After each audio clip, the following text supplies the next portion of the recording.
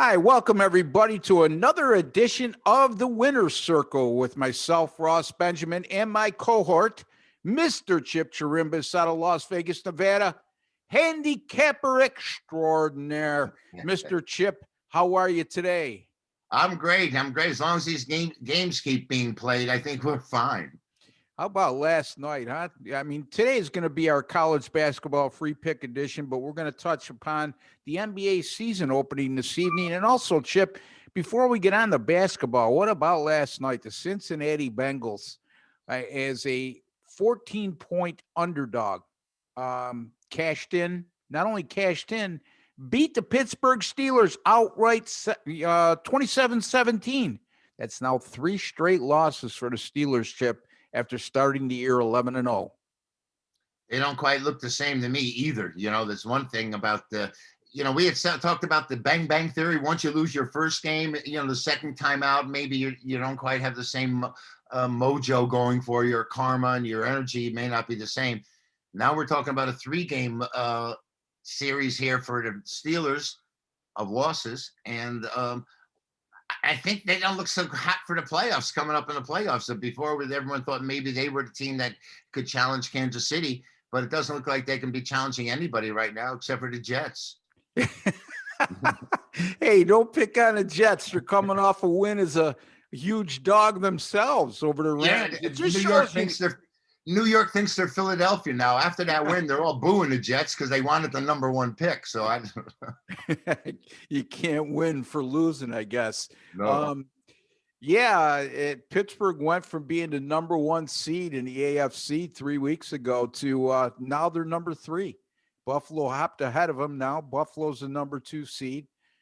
Pittsburgh, not exactly an easy schedule either coming up as they host Indy on this coming Sunday, and also they finish off the year against the Cleveland Browns, who all of a sudden, Chipper, you know what I mean? If Pittsburgh loses to Indy, Cleveland's got the Jets this week, and that Pittsburgh-Cleveland game in Week 17 may be for the AFC North title. Who would have thought? Well, one thing that the Browns are establishing or proving is that if you have an established running game, eventually you're going to end up being a winning football team.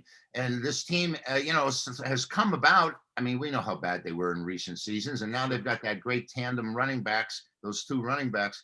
And I'll tell you, they really forced the ball right down the Giants' throat, and we've seen it happen before. We saw what they did at Tennessee, and Cleveland is up and coming. I mean, Mayfield's passing numbers, Ross, haven't been all that impressive because they have such a great running game. Yeah. And they let him loose a couple of times, and he's had some great games. And I think he's gaining a lot more confidence now. He probably understands the league a little better, understands the defenses a little better.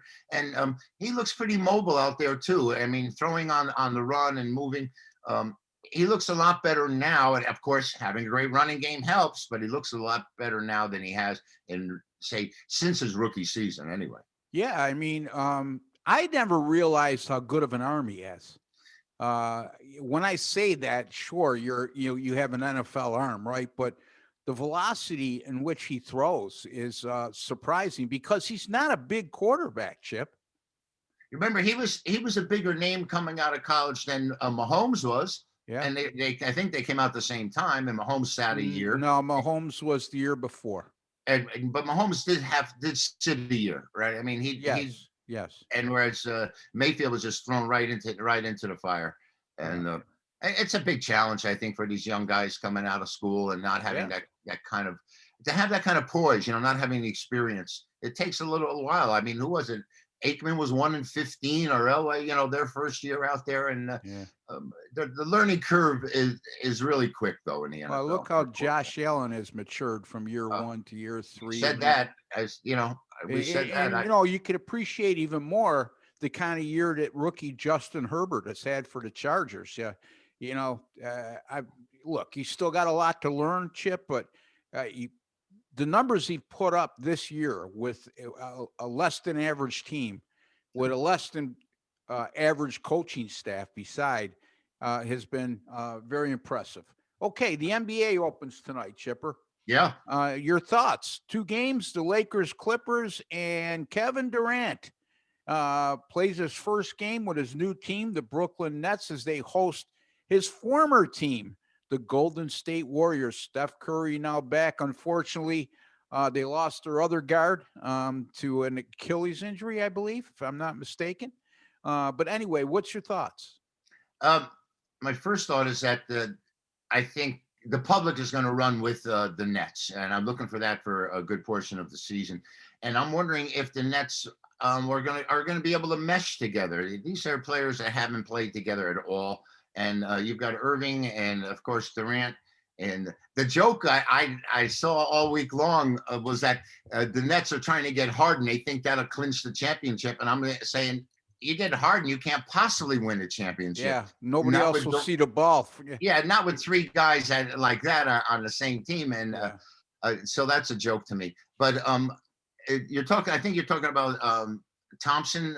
yeah, Clay Thompson, Yeah, correct. Clay Thompson. I mean, what a duo they had in the backcourt with him and Curry. Yeah, it's too bad. It's I mean, he missed all of last season, and yeah, then in some workouts before the season began, he got hurt again, and he's out for the year. It's a shame, yeah. especially a pro athlete when you take 2 years out of their careers. I mean, that's a lot. It's not like you're a 25-year-old kid. Well, you got a lot of life ahead of you, kid. Well, And you know, go ahead. no, I'm sorry. I know the stories in the competition that Thompson and Curry used to have shooting contests with each other Yeah. prior to the games, and Thompson believes he's every bit as good a shooter, if not better, than Curry, and they have a great competitiveness between them, and I think it's fueled them both.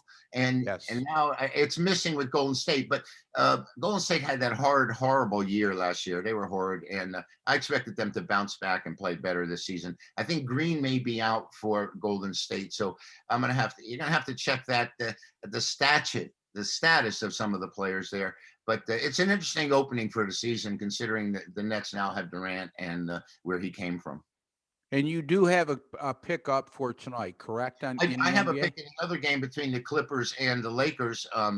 You know, they don't have to travel far to play each other, and there is no real home court advantage here, obviously. I know the Clippers have had a terrible preseason, and the Lakers have had a great preseason. It looks like the Lakers have added some pieces that make them even stronger than they were last season. But to me, it's all LeBron, and maybe he just quite doesn't have the gumption to get it going yet. I mean, he didn't want to play until next March, so we'll see what happens here if he comes. He's definitely been vocal in Yeah. terms of his displeasure with how quick the turnaround has been. And Well, he's you know what? unprecedented. I mean, is it the NBA's fault that this virus happened? I mean, you're a professional. Go out and play. I don't want to hear you're tired today and you take the day off. Well, guess what?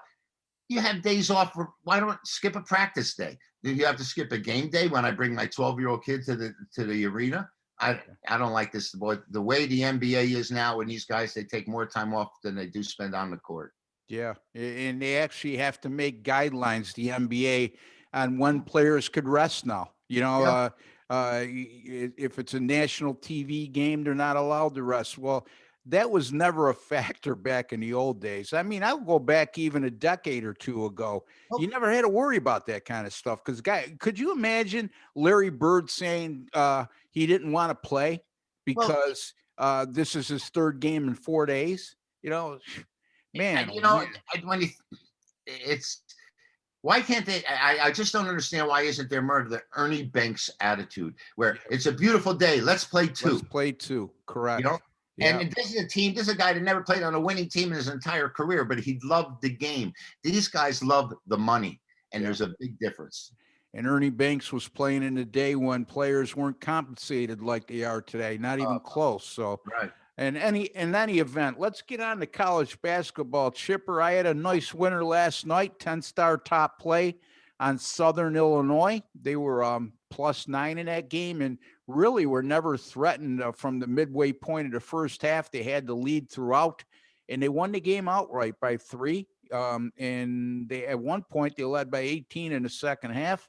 So that makes me 4-0 since Saturday in college basketball. And my college basketball 10-star top plays, Chip, 10-3 with my last 13. And dating back to the 2018-2019 season, Chip, 55-34 with my last 89 college basketball 10-star top plays. That's good for 62%. What about you, my friend? Well, I passed yesterday in college basketball, and I had a great Sunday. I went 3-0-1. I had a push out there. And Ross, I'm now at 25-12 in my last 37 college releases. That's 68%. I hope I can keep that pace up.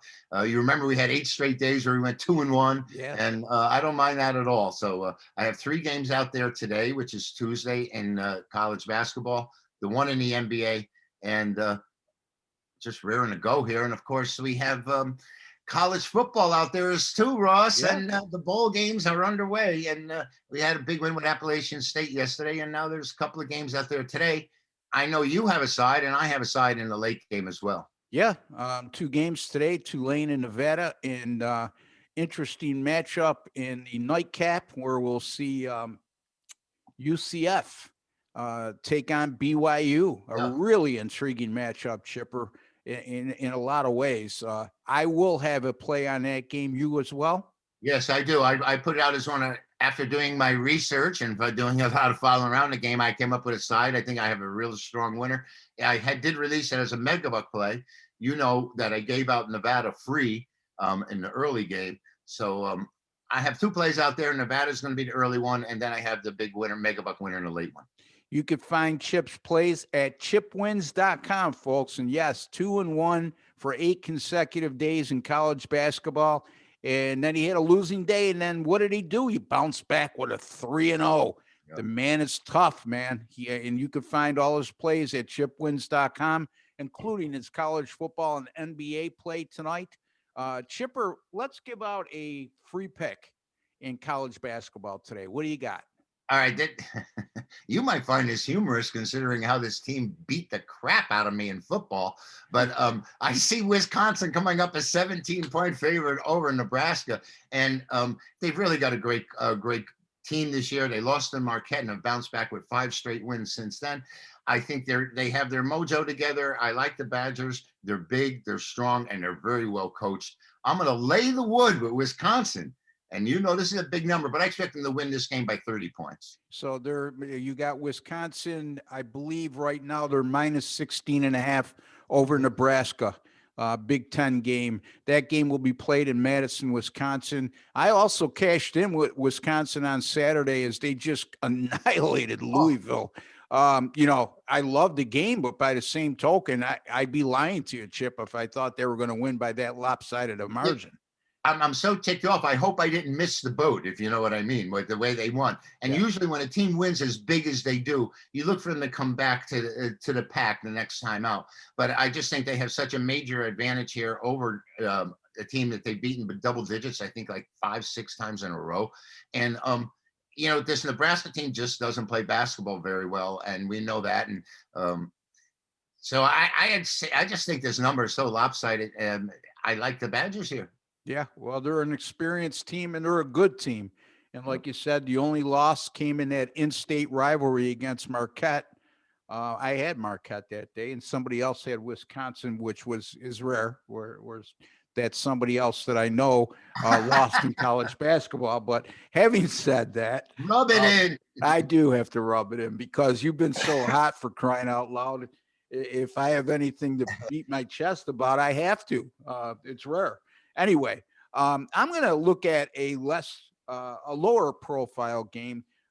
LaSalle is going to go to College Park, Maryland tonight to take on the Terrapins, Chip. And Maryland's laying 15 in this game. The Terrapins are coming off back-to-back double-digit losses against a couple good teams, Clemson, at Clemson, and also they lost by 14 at home to number 11 Rutgers. That's right, Chipper. Number 11 Rutgers in college basketball. Now, LaSalle, on the other hand, they have the brand name, but they don't have the team. Okay, so you're talking about a LaSalle team that's lost to the likes of Army by 4, to UMass by 21. That's the same UMass team that lost to Bryant last night. And they lost to St. Peter's by 11. And that's the same St. Peter's team that earlier this season, Maryland defeated by 33 points. I just think Maryland's smarting coming off those losses against better competition. And I don't think this LaSalle team is very good. I think they're going to be catching Maryland at the wrong time. And I like Maryland here, minus the 15 over LaSalle as my college basketball free pick for Tuesday, December 22nd.